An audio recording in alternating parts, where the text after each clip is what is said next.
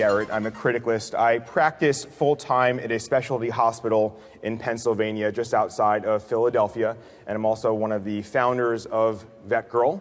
And with that, what I want to do is move forward with my talk today. And what you're going to notice, if you've not been to an IGNITE-type, TED-type talk before, these are going to be very short, 5-minute, hopefully inspirational segments on various parts of veterinary medicine.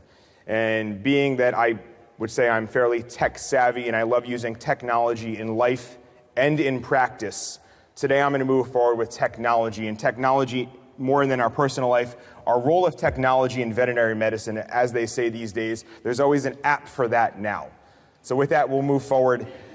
And this is me when I started out in veterinary medicine. I was probably an intern with Dr. Hendricks at some point back there, and this is how I felt when I came into veterinary medicine.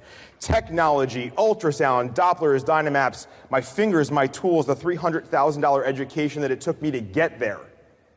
But we have to sum it up a little bit more than that. We know in medicine, in human medicine and in veterinary medicine, the use of technology is rapidly growing. Every day we see technology improve our lives. For example, on the left, we have our old X-ray scanners, our old X-ray processors. They always came out fuzzy, streaky. You had to do it 6 times and take 3 hours to do it because the dog wouldn't sit still. Now we have digital radiology. You take a picture, you take an X-ray, it shows up immediately. You're not wasting time anymore.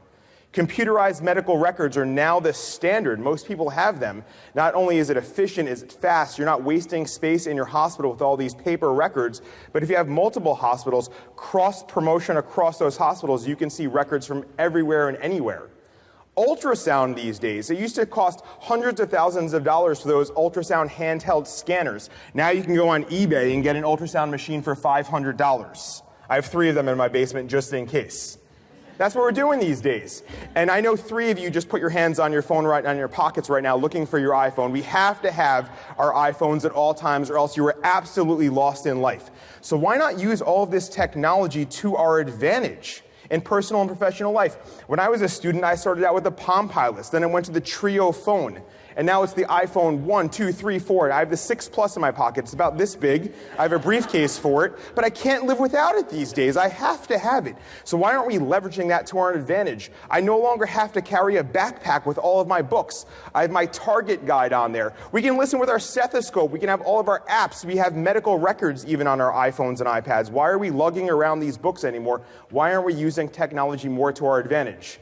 You can do EKG. You can check your blood glucose. Now, you may not want your hard drive on your head, but at some time, someday, you're going to have some sort of USB attached to you where you can access your medical data at all times. So, of course, leverage technology to your advantage. In practice, I don't even have to get fancy. This is me with a microscope taking a picture of cytology, or guess what? I know nothing about eyes. So if I have an eye problem, I snap a photo and email it to my ophthalmologist. What do I do here? I take a picture. Is this cancer? Is this not cancer? I'll send it to Dr. Ettinger over there. Let me know what's going on. And then we have the cloud. I'm running my PowerPoint today off my Mac. I just got this Mac. I can't get a huge hard drive. Nobody sells huge hard drives. Why? Because everybody's using the cloud. You don't have to have everything with you moving forward. I use Dropbox and Google Drive. An MRI these days is about 200 gigabytes.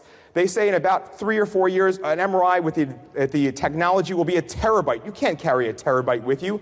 Use the cloud to your advantage. My Dropbox and Google Drive, for example, here's my Dropbox. I save X-rays all the time.